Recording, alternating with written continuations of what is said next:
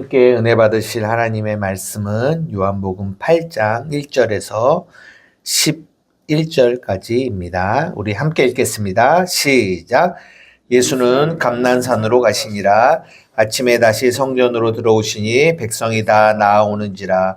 앉으사 그들을 가르치시더니 서기관들과 바리새인들이 음행 중에 잡힌 여자를 끌고 와서 가운데 세우고 예수께 말하되 선생이여 이 여자가 간음하다가 현장에서 잡혔나이다.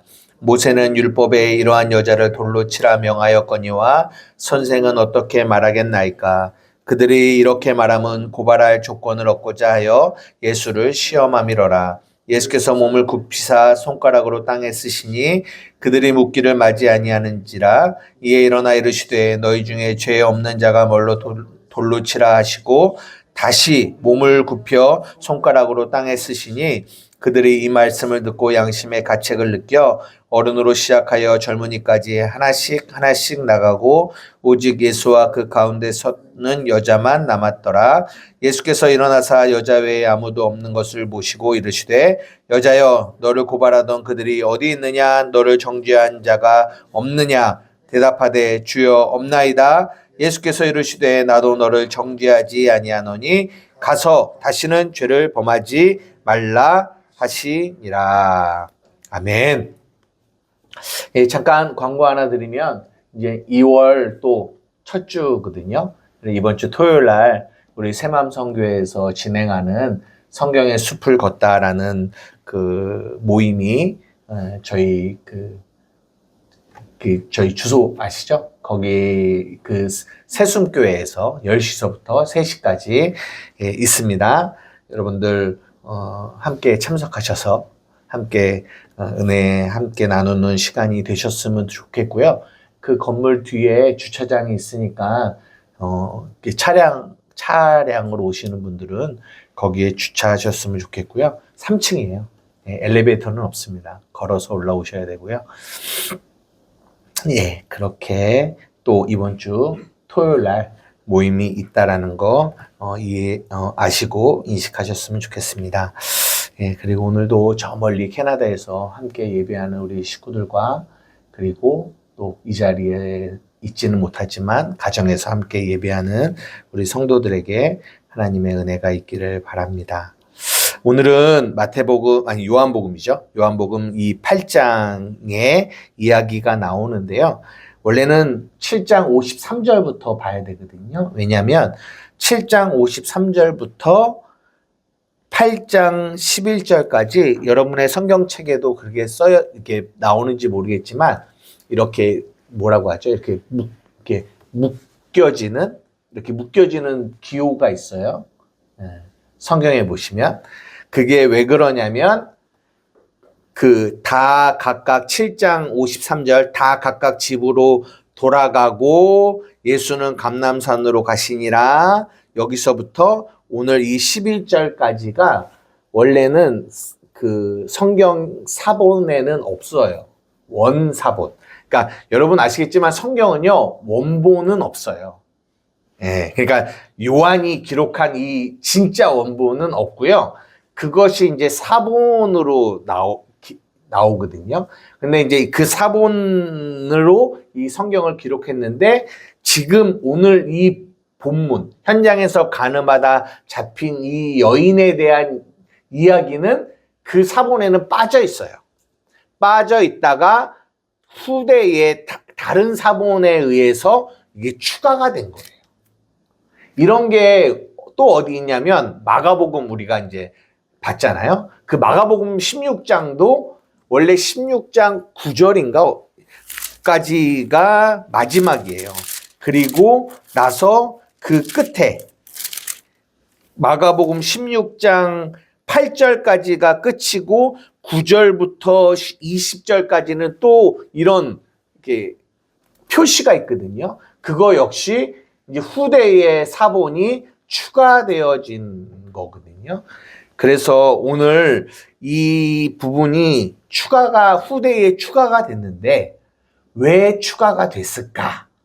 원래는 예수님이 이 초막절에 내가 물이야 내게로 와서 마셔 이렇게 말씀하시고 바로 12절에 이제 우리가 다음 주에 볼 예수님이 이르되 내가 또 말씀하여 이르시되 나는 세상의 빛이야 라고 하시면서 말씀하시는 이제 나는 물이야 나는 빛이야 이렇게 연결이 되어지는 게 원래는 자연스럽게 연결이 되어지는 건데 그 사이에 오늘 현장에서 가늠하다 잡힌 이 여인에 대한 이야기가 추가가 됐는데 그냥 추가가 된 게 아니라 이 사건, 이 초막절 이 사건과 너무나 깊은 연관성을 가지고 있기 때문에 추가가 된 거예요. 그래서 오늘은 제가 한 4개의 소주제를 가지고 그 주제를 하나하나씩 이어가면서 여러분들과 말씀을 나누려고 합니다.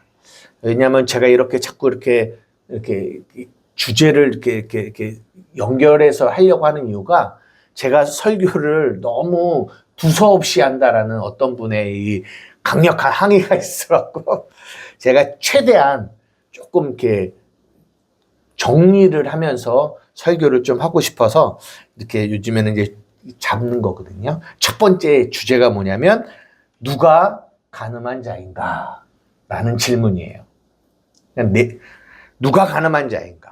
왜 이 이야기가 여기에 추가가 돼서 기록되어 있는가라고 봤을 때 이 현장에서 가늠하다 잡힌 여인이 뜨지만 여러분들이 잘 아시는 것처럼 누가 진짜 가늠한 자라는 거를 말해주고 있는 거예요? 네? 네, 내가죠. 우리죠. 또 이제 이 본문 안에서 보자면 이 초막절에 이렇게 율법 안에서 이 율법의 행위를 하고 있는 자들 그리고 그 율법 안에서 이 현장에 가늠하다 잡힌 여인을 향하여 돌을 들고 있는 자들 그들이 진짜 가늠한 자야 라는 얘기를 성경이 해주고 싶은 거죠. 그러니까 현장에서 진짜로 가늠하다 잡힌 여인을 띄워놓고 너희들이 진짜 성경이 말하는 가늠한 자야 라는 거를 말해주고 싶은 건데 여러분 성경이 말하는 가늠 살인도 마찬가지입니다. 이제 10계명에 보면 살인하지 말라, 가늠하지 말라, 도둑질하지 말라 이런 것들이 나오잖아요. 근데 이런 것들을 우리는 예전에는 자꾸만 어떻게 이해를 했냐면 도덕적으로, 윤리적으로 우리가 일반적으로 말하는 살인, 사람을 찔러 죽이는 살인, 그리고 이런 가늠, 또 도둑질, 남의 물건을 훔치는 이런 것들을 성경이 말하고자 하는 거와 같이 생각을 했어요. 그런데 이제는 우리가 그것이 아니다라는 거를 여러분들이 이해를 하시겠죠? 예. 성경이 말하는 가늠이 뭐예요, 그럼? 응? 아니, 그러면 쉽게 도덕적으로 말하는 가늠이 뭡니까? 남편이 있고 아내가 있는데 남편과 아내 외에 다른 사람과 다른 사람을 이렇게 만나서 이렇게 하는 거를 음행을 저지르는 거를 그것을 우리는 간음이라고 하잖아요. 그죠? 그러니까 성경이 말하는 그러니까 구약에서부터 끊임없이 성경이 말하고자 하는 이 간음이 뭐냐? 하나님이신 남편이 있는데 그 남편과 함께하고 있는 이 아내인 이스라엘 백성이 뭐 한 거예요? 하나님 외에 다른 신을 남편으로 두고 살아가는 거. 이것을 간음이라고 해요.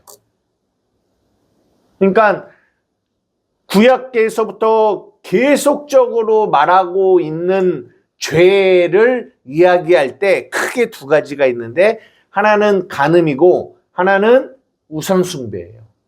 근데 간음과 우상숭배가 결국 하나의 이야기를 하고 있는 거예요. 이거를 잘 말해주고 있는 게 어디냐? 호세아서죠. 호세아가 선지자입니다. 근데 하나님이 호세아에게 뭐라고 해요? 저 창녀 고멜과 결혼을 해라 라고 얘기합니다. 그래서 결혼을 해요. 그러면서 뭐라고 하냐면 그 고멜과 결혼을 하는데 이 고멜이 호세아와 결혼을 함에도 불구하고 자꾸만 집을 나가서 다른 남자들과 음행한 일을 합니다. 그것을 통하여 하나님이 무엇을 말해주고 있는 거예요? 이 이스라엘 백성이 누구와 같다? 이 고멜과 같다라는 거죠. 이 이야기를 예레미야 31장 32절에는 이렇게 말씀하십니다. 우리 다 같이 한번 읽어보겠습니다. 시작. 이 언약은 내가 그들의 조상들의 손을 잡고 애굽 땅에서 인도하여 내던 날에 맺은 것과 같지 아니한 것은 내가 그들의 남편이 되었어도 그들이 내 언약을 깨트렸음이라 여호와의 말씀이니라. 하나님이 그들의 남편이 되었다라는 거예요. 그런데 그들이 다른 남편, 다른 신을 섬기고 다른 신을 의지하고 다른 신과 함께 하려고 하는 이것을 성경은 뭐라고 한다? 간음이다라고 한다. 이게 진짜 간음이에요. 이것을 우상 숭배다라고도 표현을 하는 거죠. 그래서 이제 우리가 로마서 7장에 보면은 율법의 남편과 그리스도라는 남편, 이 두 남편을 이렇게 이야기하면서 성경을 이야기하고 있다. 제가 여러분들에게 드리고 싶은 이야기는 이거예요. 우리가 교회 안에서도요, 이런 도덕적인 간음이 굉장히 특별히 안타깝지만 목회자들 안에서도 진짜 막 엄청 유명하고 잘 나가시던 목회자들이 이런 간음으로 인하여 한순간에 이렇게 나락으로 가시는 분들이 굉장히 많이 있습니다. 그리고 뭐 말할 것도 없이 많은 지탄을 받기도 하죠. 목회자라고 하지만 인간의 연약함이 있으니까요. 근데 제가 여러분들에게 드리고 싶은 얘기는 그렇게 우리가 일반적으로 알고 있는 도덕적이고 윤리적인 간음 속에서 간음을 저지른 이들을 향하여는 굉장히 따가운 시선으로 보고 그들을 정죄하고 판단하는데 문제는 뭐냐? 성경이 말하는 진짜 간음의 메시지를 전달하고 있는 목회자들을 향하여는 여러분들이 그렇게 바라보지 않는다라는 거예요. 제가 여러분들에게 드리고 싶은 말의 뉘앙스를, 이게 의미를 아시겠습니까? 정말 하나님의 말씀을 율법으로 전하면 무슨 말이에요? 너 열심히 노력해서 너 열심히 행해서 하나님으로부터 이런 축복을 받고 이런 능력을 받고 이렇게 하나님의 말씀을 복음이 아닌 율법으로 전하면 그 말씀을 들은 이들은 반드시 뭘 하게 돼 있냐면 간음을 하게 돼 있거든요. 근데 그런 목회자들을 향하여는 우리가 이 메시지가 간음의 메시지다라고 말하지 않는다라는 거예요. 그리고 단지 윤리적이고 도덕적인 간음을 한 사람을 향하여는 저 사람 간음했어, 저 목사 간음했어, 저 성도 간음했어 라고만 얘기를 한다라는 거죠. 여러분, 성경이 말하는 진짜 간음이 무엇인지를 아셔야 돼요. 물론 그렇다고 해서 이 도덕적이고 윤리적인 간음이 나쁘지 않다라고 말하는 건 아니죠. 나쁘죠. 그러나 그거는요, 그냥 윤리적이고 도덕적으로 봤을 때도 나쁜 거예요. 근데 성경이 진짜 말하고자 하는 간음은 그런 걸 말하고 있지 않다고요. 오늘 본문에 현장에서 가늠하다 잡힌 여인이 있어요. 그리고 그 여인을 향하여 돌을 들고 있는 유대인들, 율법 아래 있는 이들이 있단 말이에요. 근데 그들은 모르고 있다고요. 무엇을요? 자기가 가늠한 자임을 모르고 있다고요. 왜요? 이 간음을 도덕적, 윤리적으로만 이해하고 있기 때문에 그래요. 성경은 진짜 간음한 자가 누구라고 하냐면 그렇게 율법 아래 거하고 있는, 율법으로 살고 있는 이들을 간음한 자라고 말하고 있단 말이에요. 그래서 로마서 1장에 그 간음한 자들은 천국에 갈 수 없다라고 얘기합니다. 도덕적인 간음을 한 자를 말하고 있는 게 아니에요. 그래서 이 요한복음 8장에 이 현장에서 간음하다 잡힌 여인의 이야기를 첨가시키고까지 하면서 예수님이 우리에게 말씀해 주고 싶으신 거는 진짜 간음이 무엇인지를 말해주고 싶은 거예요.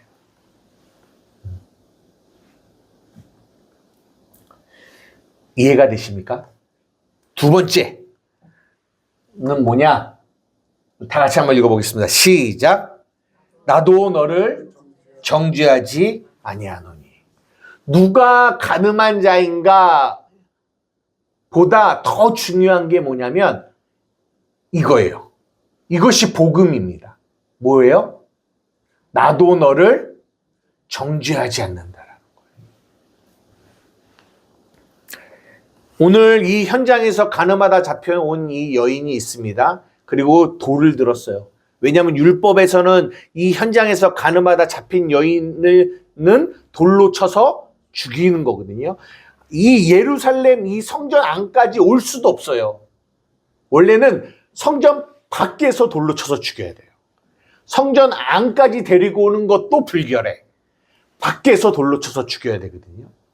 근데 이 사람들이 와서 예수님을 시험하고자 하는 거죠.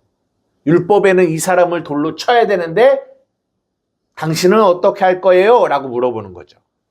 근데 예수님이 여기서 여러분들 잘 아시는 것처럼 앉으셔서 바닥에다가 뭔가를 쓰십니다. 뭘 쓰셨을까요? 네? 무슨 얘기를 쓰셨을까요? 그거는 중요하지 않아요. 참 사람들이 신기한 게 그런 거에 관심을 가져요. 뭘 쓰셨을까? 하나님이, 예수님이. 성경이 말하고 있지 않은 거에 대해서는 여러분 관심을 가질 필요가 없습니다. 어떤 내용을 썼다라는 것이 중요한 게 아니라 이 쓰고 있다라는 이 행동이 중요한 거예요. 성경에 하나님이 무언가를 쓰시는 내용이 있어요. 예. 어디에 나오죠? 돌판. 모세가 돌판을 준비해 갑니다. 호렙산에서 하나님이 거기에다가 모세가 썼어요? 아니요. 하나님이 쓰셨어요. 또 하나. 다니엘서에 보면 메데, 메네, 데겔, 우바르신. 예. 이라는 그 단어가 갑자기 뜨면서 그 내용이 막 써지는 거예요. 그게 무슨 의미냐면 내가 너희를 이렇게 재봤어. 재봤는데 모자라. 이런 뜻이거든요. 그러니까 이 성경에 나오는 하나님이 무언가를 쓰셨다라는 얘기는 항상 무엇을 담고 있냐면 심판을 나타내요. 심판. 근데 오늘 잘 보십시오. 쓰셨어요. 쓰셨는데 몇 번 쓰신 줄 아세요? 2번 쓰셨어요. 처음에 쓰셨어요. 그랬더니 사람들이 막 얘기합니다. 어떡하라고요? 돌로 칠까요? 말까요? 이러니까 예수님이 뭐라고 말씀하세요? 죄 없는 자가 돌로 먼저 쳐. 그렇게 얘기하셨어요. 그리고 다시 성경은 다시라는 단어를 써요. 다시 앉으셔서 또 쓰신다고요. 몇 번 쓰셨어요? 2번 쓰셨어요. 그게 뭘 의미해요? 첫 번째 쓴 거는 심판을 의미해요. 심판. 두 번째 쓴 거는 구원을 의미해요. 여러분, 이게 딱 뭐와 똑같으냐면 모세가 첫 번째 돌판을 하나님께 받아왔잖아요. 근데 그거 가지고 왔더니 밖에 이 이스라엘 백성들이 뭐 하고 있었어요? 우상을 만들어 놓고 막 소를 만들어 놓고 막 그러고 있단 말이에요. 왜? 모세가 안 오니까. 이게 신이다라고 해서. 그래서 그 가져온 그 돌판을 던져서 깨트려 버렸어요. 그리고 나서 두 번째 돌판을 가지고 가서 그 돌판을 하나님이 다시 쓰시거든요. 그 사이에 무슨 얘기가 나오냐면 모세의 중보 기도가 나와요. 한번 읽어보겠습니다. 출애굽기 32장 30절입니다. 출애굽기 32장 30절. 네. 다 같이 읽어볼게요. 30절부터 35절입니다. 시작. 이튿날 모세가 백성에게 이르되 너희가 큰 죄를 범하였도다. 내가 이제 여호와께로 올라가노니 혹 너희를 위하여 속죄가 될까 하노라 하고 모세가 여호와께로 다시 나아가 여짜오되 슬프도소이다. 이 백성이 자기들을 위하여 금신을 만들어 싸우니 큰 죄를 범하였나이다. 그러나 이제 그들의 죄를 사하시옵소서. 그렇지 아니하시오면 원하건대 주께서 기록하신 책에서 내 이름을 지워버려 주옵소서. 여호와께서 모세에게 이르시되 누구든지 내게 범죄하면 내가 내 책에서 그를 지워버리리라. 이에 가서 내가 내게 말한 곳으로 백성을 인도하라. 내 사자가 내 앞에 가리라. 그러나 내가 보응할 날에는 그들의 죄를 보응하리라. 여호와께서 백성을 치시니 이는 그들이 아론이 만든 바 그 송아지를 만들었음이더라. 첫 번째 돌판이 심판의 의미를 담고 있고, 그리고 그 사이에 모세가 이스라엘 백성들을 위하여 중보합니다. 그리고 두 번째 돌판을 만들어요. 그것은 구원을 말해요. 그러니까 결국은 십자가는 죽음, 심판과 구원 두 가지를 다 나타내고 있어요. 그 모습이 오늘 이 예수님의 모습 속에 나타나는 거죠. 이 현장에서 가늠하다 잡힌 여인은 율법으로 말미암으면 죽어야 되는 여인이에요. 그래서 첫 번째 쓰실 때는 그것이 무엇을 담고 있냐면 죽음을 담고 있어요. 심판.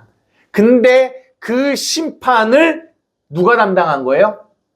그 여자가 죽어야 되는 그 심판을 예수 그리스도가 담당하신 거예요. 그래서 두 번째 쓰실 때에는 그 여자의 죽음이 예수님께로 넘어와서 예수님이 율법으로 죽을 자가 되신 거죠. 그리고 그분이 죽으시는 거예요. 그리고 나서 그 여자는 사는 거예요. 그래서 죽음과 부활이 그 사건 안에 담겨 있는 거죠. 그래서 예수님이 그 여자를 향하여 뭐라고 말할 수 있냐면 내가 너를 정죄하지 않는다라는 거예요. 내가 너를 정죄하지 않는다. 여러분, 이것이 복음의 굉장히 중요한 이야기입니다. 내가 너를 정죄하지 않는다. 여러분, 이 정죄라는 말이 무슨 말인 줄 알아요? 정죄. 정죄가 무슨 말일까요? 그렇죠. 죄를 정한다라는 게 무슨 말이에요? 이게 정죄라고 하면 이렇게 어떻게 보면 있으면 나를 향해서 이 사람은 죄인이야라고 죄를 딱 이게 정하다라는 거거든요. 너 이거는 죄야. 이거는 죄야라고 죄를 정하는 거예요. 근데 죄를 정할 곳이 없는 거예요. 옛날에 우리 여기서 너는 특별하단다라는 그 애니메이션을 봤어요. 근데 그 마을에 사는 사람들에게는 다 벌점 스티커, 칭찬 스티커를 이렇게 붙여주잖아요. 그래서 누가 잘못을 하면 그 사람에게 벌점 스티커를 딱 붙여요. 그러면 여기에 벌점 스티커가 어떻게 해요? 딱 붙어요. 이것이 뭐예요? 죄를 정하는 거예요. 너는 죄인이라고 딱 정하는 거예요. 근데 그 하얀 옷 입은 어린 여자애한테는 사람들이 칭찬 스티커를 붙이던 벌점을 붙이던 붙여도 붙어요, 안 붙어요? 안 붙어요. 죄를 정할 수가 없다라는 거예요.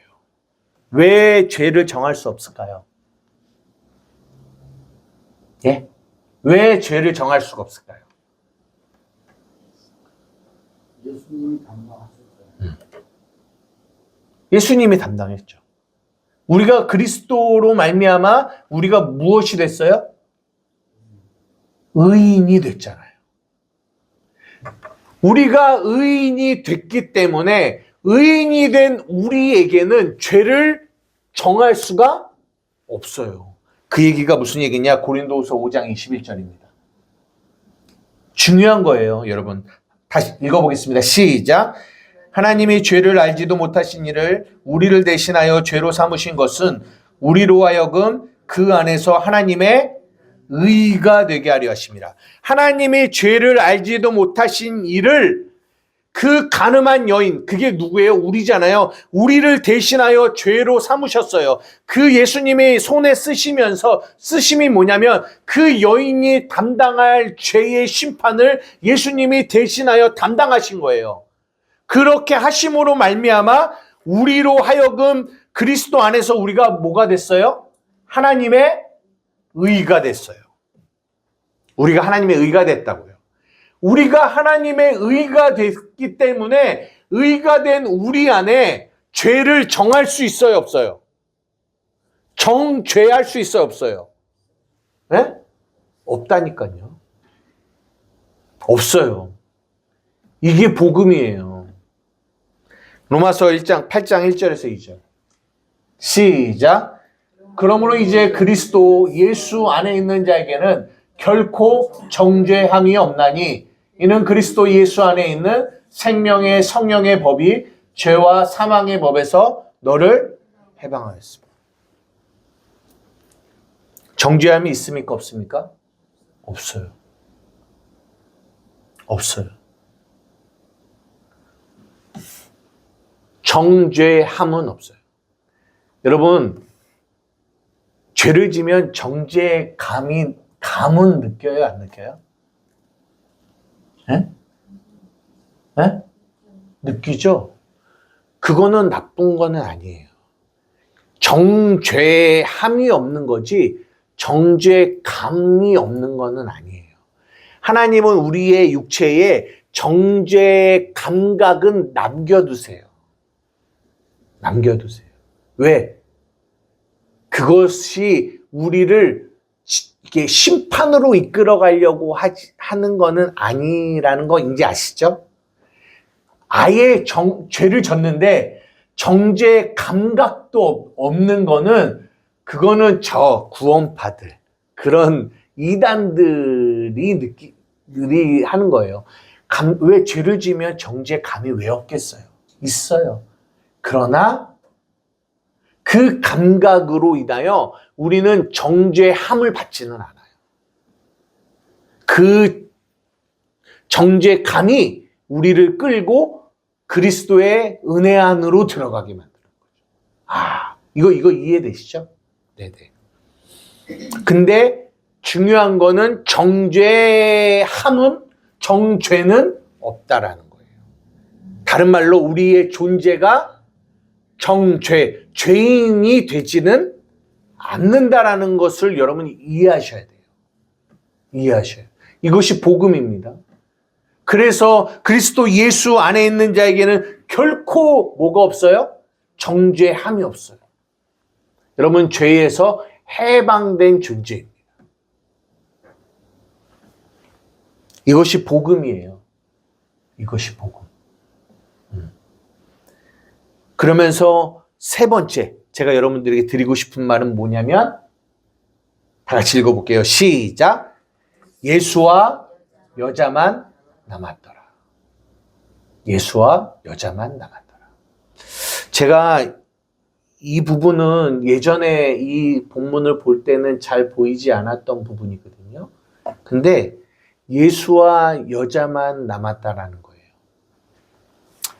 예수님이 뭐라고 하냐면 죄 없는 자가 뭘로 돌로 치라고 해요. 그랬더니 그 현장에서 가늠하다 잡힌 여자가 가운데가 딱 있습니다. 그 주위에 수 없는 많은 사람들이 돌을 들고 있어요. 예? 그 상태. 근데 예수님이 죄 없는 자가 돌로 치라고 하니까 성경이 뭐라고 얘기하냐면 그들이 이 말씀을 듣고 양심의 가책을 느껴 어른으로 시작하여 젊은이까지 하나씩 나가고 오직 예수와 그 가운데 서 있는 여자만 남았대요.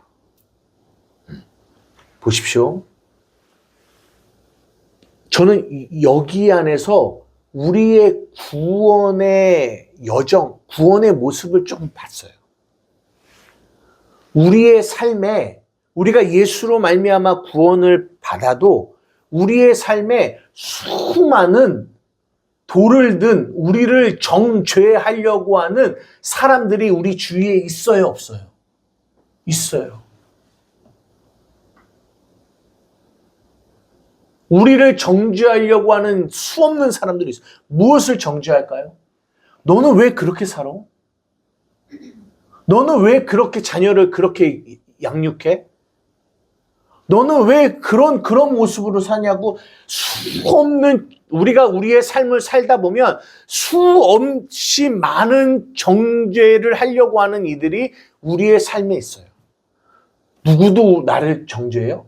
내 자신도 나를 정죄하면서 살아요. 돌을 들고.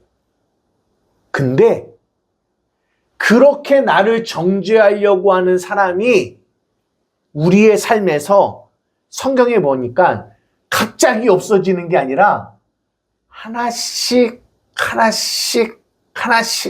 없어진대요. 어른으로부터 젊은이까지라고 하는데 여기서 보면 젊은이라는 이 말은 없고요. 원어로 보면 마지막까지. 어른, 장로, 장로로부터 마지막까지 하나씩 없어지는 거예요. 그러니까 이 여자의 시선으로 한번 생각해 봤어요. 이 여자의 시선으로 봤을 때 처음에는 자기를 정죄하려고 돌을 든 자가 자신의 시야에 너무나 많이 있었던 거예요. 근데 점점점 뭐예요? 나를 정죄하려고 하는 사람이 하나씩 없어져요. 그리고 누구만 남아요? 예수님하고 나만 남아요. 저는 이것이 진짜 이 초막절에 진정한 행복이라고 생각해요. 진정한 기쁨. 이것이 구원의 열매라고 생각해요. 여러분의 삶에 여러분들을 정죄하고자 하는 이들이 하나씩 사라지는 거예요.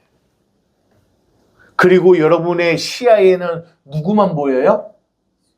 예수님만 보이는 거예요.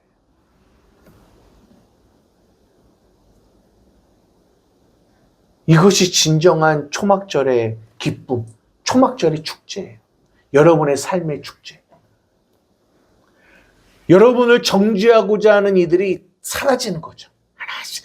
근데 왜 한꺼번에 확 사라지면 너무 좋겠는데 확 사라지지도 않아요. 성경이 뭐라냐면 하나씩 사라진대요. 그리고 결국은 예수님만 하고 그 여자만 보이는 거예요. 그러니까 그 여자의 시선에 누구만 보여요? 예수님만 보여요. 저는 여러분들이 이 은혜를 경험하시기를 주님의 이름으로 축복합니다. 그 어떠한 것도 여러분들을 정죄하는 그 어떠한 것도 여러분의 시선에서 보이지 않는, 그리고 누구만 보여요? 예수님만 보여요. 여러분의 육체 가운데 허락한 그 정죄감도 결국은 그 정죄감을 통하여 나를 정죄하는 그 사람이 보이게 하는 게 목적이 아니라 그 정죄감마저도 누구를 보게 하는 거야? 예수님을 보게 하는 거라. 그래서 예수님만 보이게 되는. 이 은혜가 여러분에게 있기를 주님의 이름으로 축복합니다. 오늘 아침까지는 여기까지만 설교를 하고 마치려고 했는데요. 또 하나 문득 마음 가운데 들은 네 번째가 있어요. 그게 뭐냐? 다 같이 읽겠습니다. 시작. 현장에서 잡힌 여인이에요. 보십시오. 시간 순서로 보면 현장에서 잡힌 여인이 맨 앞에 있어요. 그 현장에서 잡혀있는 그 여인, 그 상대에는 수없는 사람들이 돌을 들고 그 여자를 죽이려고 하고 있습니다. 근데 그 여자가 예수님 앞에 왔죠. 그 예수님의 앞에 왔을 때 예수님이 죄 없는 자는 돌로 치라고 했죠. 그랬더니 그 돌을 든 자가 하나씩 하나씩 사라지죠. 그리고 나서 결국은 어떻게 됐어요? 예수님과 그 여자만 남았어요.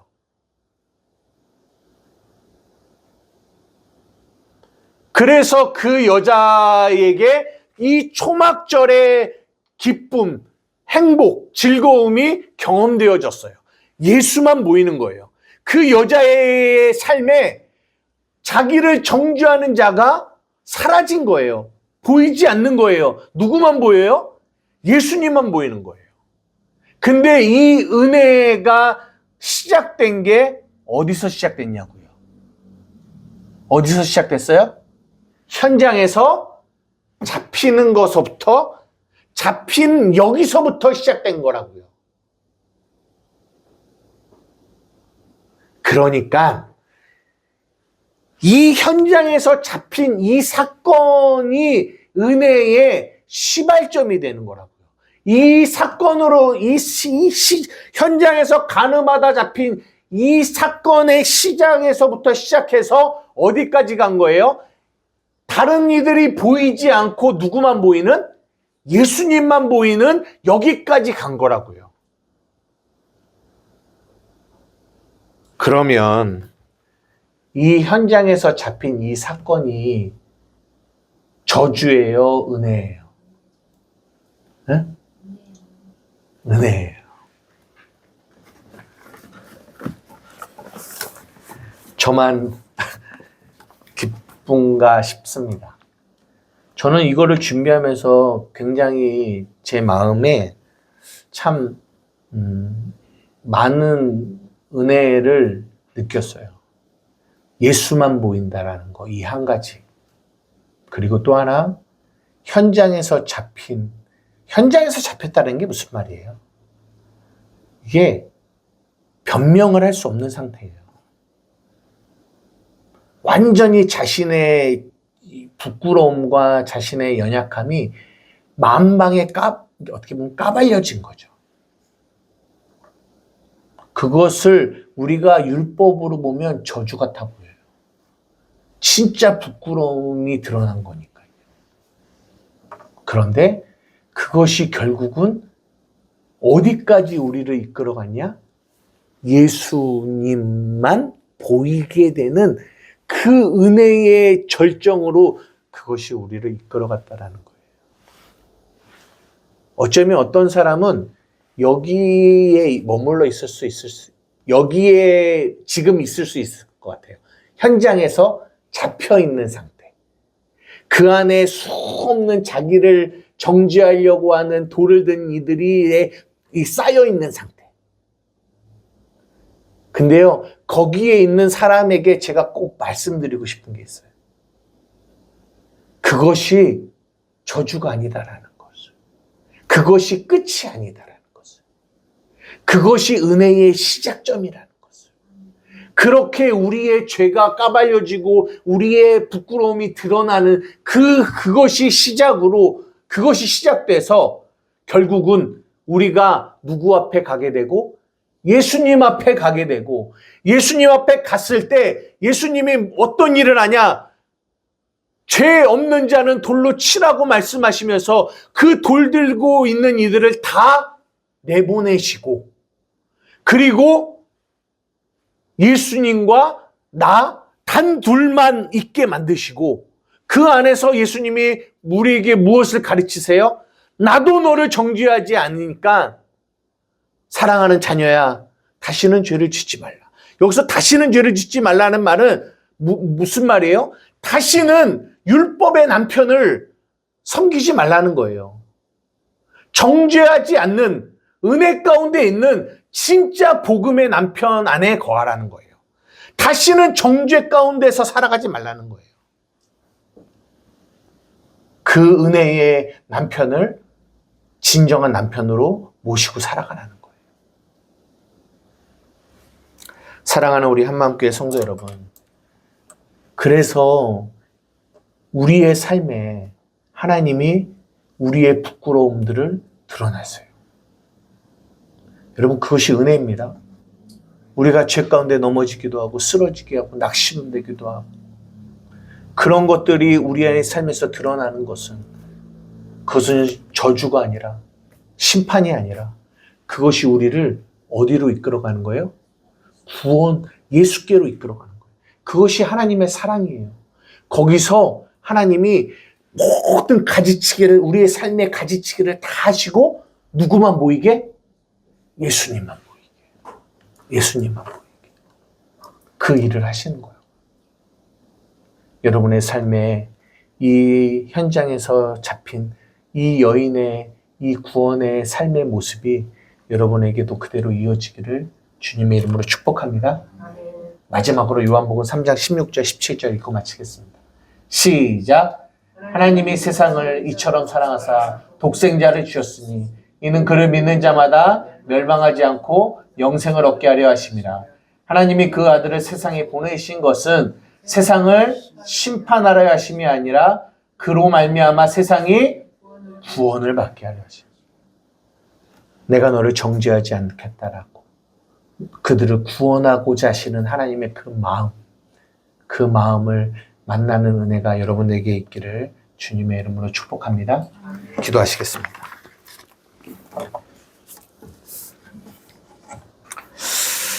사랑하는 우리 한마음교회 성도 여러분, 이 여인이 현장에서 잡혀서 그 주위에 수없는 돌을 든 자들이 모여 있고, 그리고 그 여인이 예수께로 옵니다. 그리고 예수님이 말씀하십니다. 죄 없는 자가 돌로 치라고 할 때 많은 사람들이 떠나갑니다. 그리고 그 여자의 앞에 누구만 있냐?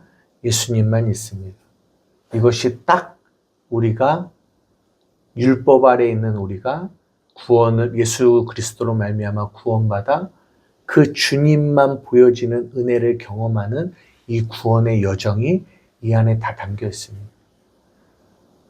하나님, 정말 우리가 그 주님의 그 구원의 은혜를 기억하는, 아는, 보게 되는 은혜가 있기를 원합니다. 우리가 오늘 이 성찬에 참여하는데 이 성찬에 참여하는 것도 이런 것들을 기억하는 거예요. 이런 것들. 우리의 부끄러움이 드러나고 우리의 연약함이 드러나도 그것을 통하여 우리를 사랑하시고 우리를 구원하시고자 하시는, 심판이 아니라 구원하시고자 하는 그분의 그 사랑과 그 마음이 있다라는 것을 날마다 기억하라고 우리에게 성찬을 주시는 거거든요. 하나님 감사합니다. 심판 중에도 그분의 긍휼을 기억합니다. 그분의 은혜를 감사합니다. 고백하며 나아가는 오늘의 시간이 되기를 원합니다. 주님의 이름 한번 부르고 기도하며 나아가시겠습니다. 주여!